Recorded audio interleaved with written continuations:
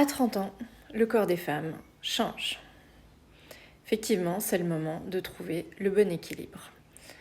On commence à faire face à plein de responsabilités au travail, la famille. Il faut absolument accorder une place prioritaire à sa santé.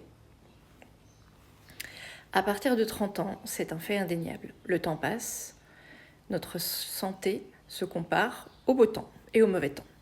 Comme les journées ensoleillées sont suivies d'orages éphémères, les jours de santé ils peuvent être entrecoupés de rhumes, de reniflements, de douleurs. On est tributaire d'un grand nombre de facteurs, notamment génétiques. Et ça a des répercussions durables sur toute notre vie. Certains facteurs sont hors de notre contrôle. Les antécédents médicaux de notre famille, par exemple. Si votre sœur, votre mère a eu un cancer du sein, il se peut que vous ayez un plus grand risque de l'avoir. Pour autant, des accidents, des blessures inattendues peuvent nous prendre au dépourvu et fragiliser notre santé.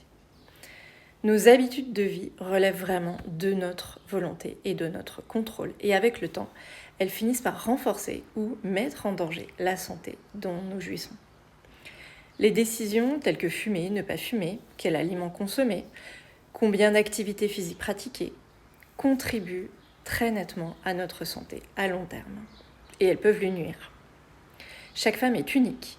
Le processus de vieillissement touchera chacune d'entre nous de manière différente.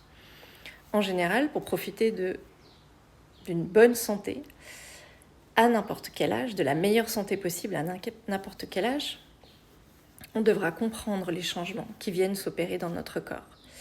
Il faudra aussi passer quelques examens périodiques, préventifs, incorporer des habitudes saines à notre vie et des habitudes qui aident à combattre les effets du vieillissement. Le temps n'attend pas. Tirez parti du temps dont vous disposez, quel que soit votre âge.